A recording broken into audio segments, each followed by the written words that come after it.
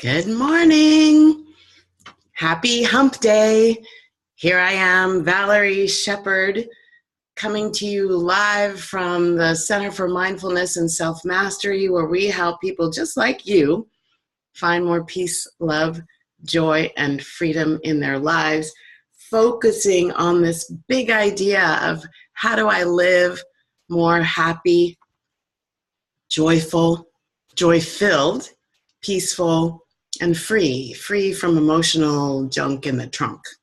Blah, get rid of that stuff. So I am here today for another Hump Day Happy Chat. And I'm wearing my shirt. Choose happy. Wait, can you see it? Let me pull it up here. Choose happy. Woo! Which is perfect for today because we are getting lots of sun here in Southern California. It's pretty hot, 97 degrees. Where I am in Trabuco Canyon, and we're also just sending some prayer and positive energy for anybody who is anywhere near the fires that are happening kind of right behind my neighborhood in Trabuco Canyon. Yikes. Okay, so I really wanted to talk today. I'm getting ready to get on a plane. And I thought about all the things that can happen, and people out there traveling and all kinds of things that can happen when you're pursuing this path. I'm going to get to the airport. Oh, there's no parking, or there's a line to get in the parking. I got to get my bag checked, and there's a line for the bag check. Oh, and by the way, whip out your credit card because it's going to cost you a few bucks. That can bring up some anxiety and stress. The next step is now I have to get in the line and go through TSA, and then maybe I'll get to my gate on time. What is it? Like all these little things that can happen in the course of your day, in the course of your week, in the course of your year, right? So the topic today, what I was thinking about was this question of the difference between suffering and surrender, and how they play out in your life and how they support you potentially to have what you want, even though it may not look like it. So let's start with suffering. It's like, if you look at the dictionary definition of suffering, it's to tolerate or endure something unpleasant or that you don't like, painful, unpleasant, you don't like it. And some of us were raised believing suffering is what we're here for, that we are supposed to suffer our way through things. So we suffer, it's so bad, right? I've been there, like I'm talking to myself. Okay, so suffering, like somehow, I was raised almost thinking that suffering was like my red badge of courage. Like, how long could I suffer? And then the reward was on the other side. And that would make me an even better winner because of how much I had endured to get there. Anybody resonating? Type amen. Okay, so if that's what your experience is as well, we want to look at that. What is suffering really doing for you? What did it really ever do for me? I like this new word a lot better. Now, this word wasn't a great word in my household because I grew up the daughter of a career Marine and a mom who worked for 30 years for the Department of Defense. The word is surrender, right? And so the word surrender brings up all kinds of things for people.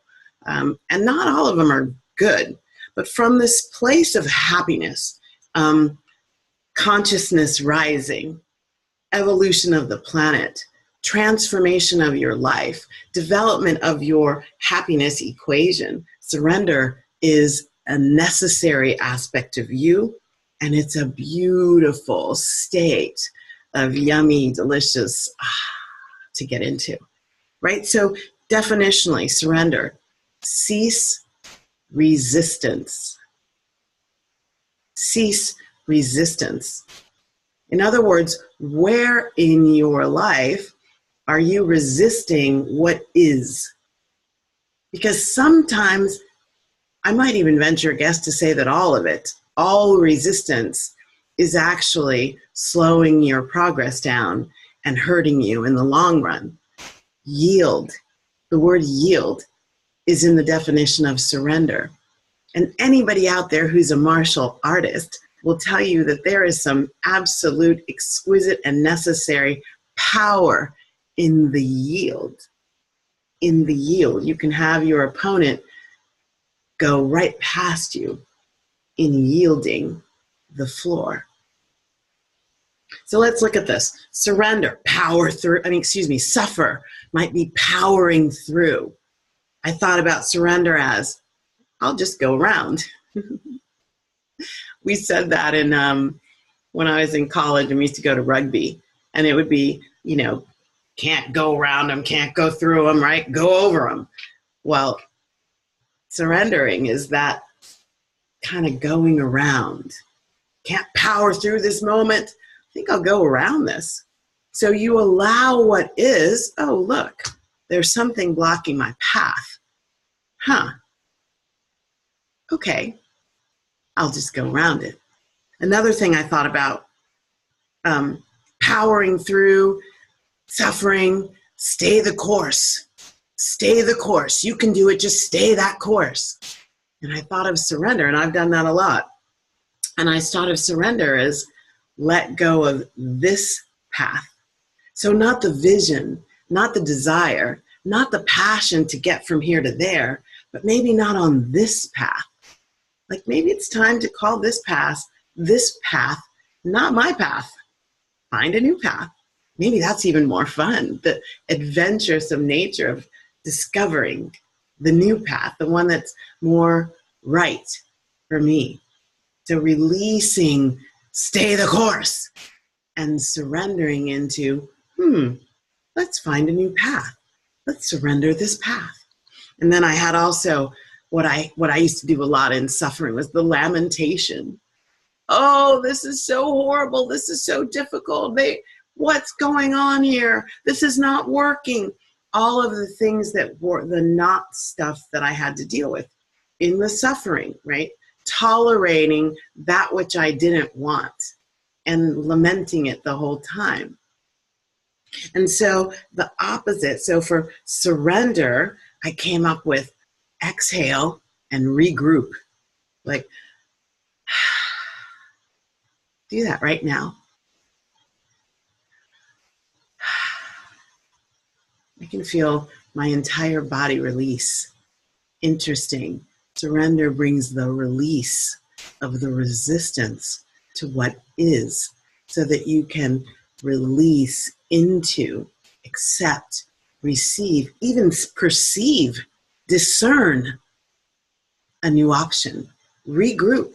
Okay, that isn't working.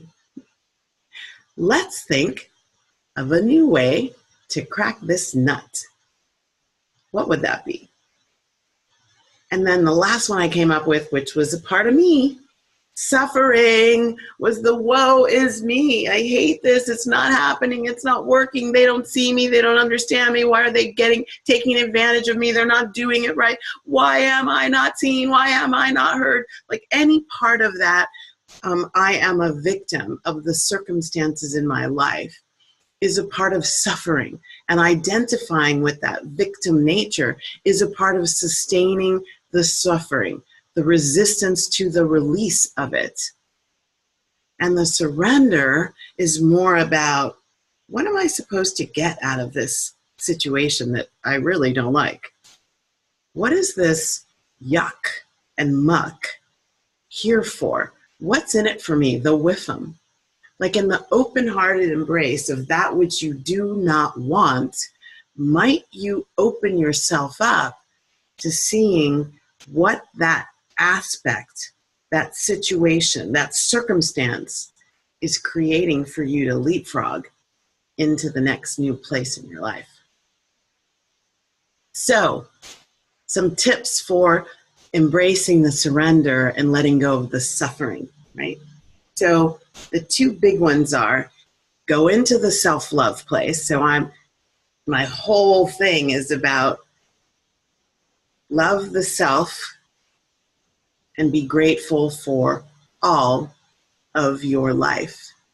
So gratitude, even in the moment of, yeah, okay, so I just got fired. wow, there's a lot of fear here. I really am afraid of the unknown in the future. I'm worried about the lack of money. I'm worried about how that could snowball into something else. And I'm grateful at this moment for what? I'm grateful for my savings account. I'm grateful that every time I've needed a job in the past, I've gotten a job. I'm grateful for the skill set. I'm grateful that I didn't burn any bridges, and so I've got some great relationships that I can leverage. I'm grateful for my health, because I'm going to need that coming up when I'm creating this new place for me to go. I'm grateful that I'm aware that I'm ready to be an entrepreneur. I'm grateful that I know lots of entrepreneurs. Like, if you notice, the list of gratitudes around that one negative thing can go on for a long time. So that's part one. Part two is to be able to say, why would I choose suffering? That's not what I want for me. I love myself enough to give myself a break from that. Even if I was conditioned to believe suffering is just a part of the human condition, I'll take a pause. Time out. Take a pause. And I'll go give myself something that serves me better. Sometimes that might be a scoop of your favorite ice cream. For me, that would be pistachio gelato with a little hot fudge. But a lot of times it's a walk in nature. A lot of times it's a prayer. A lot of times it's some silence and some meditation, some deep breathing. Sometimes it's a call to my spiritual counselor. And so lifting oneself out of suffering, not ignoring it, pushing aside, saying it's not existing, but lifting yourself out of it so you can get superiority over it, and the circumstances and situations of your life aren't running you. You are running it. Yay! So that's it for today's Hump Day Happy Chat. I'm wishing you all the best, sending you all the happiness that I can possibly send you. And if you need help with this stuff, like if you listen and you see this stuff and you think, wow, what should I be doing about this? I got a couple solutions. These tips that I'm giving you are from my #1 multi-award-winning international bestseller, Living Happy to Be Me. It's available in Kindle or hard copy at getbook@/livinghtbm. And I'm going to be restarting my October masterclass, my masterclass in the fall, where we will come together in a group session and help everybody with their recipe for happiness. Some tips and tools to help you join me in living happy to be me. Many blessings. See you soon on another Hump Day Happy Chat. Hump Day. Bye now.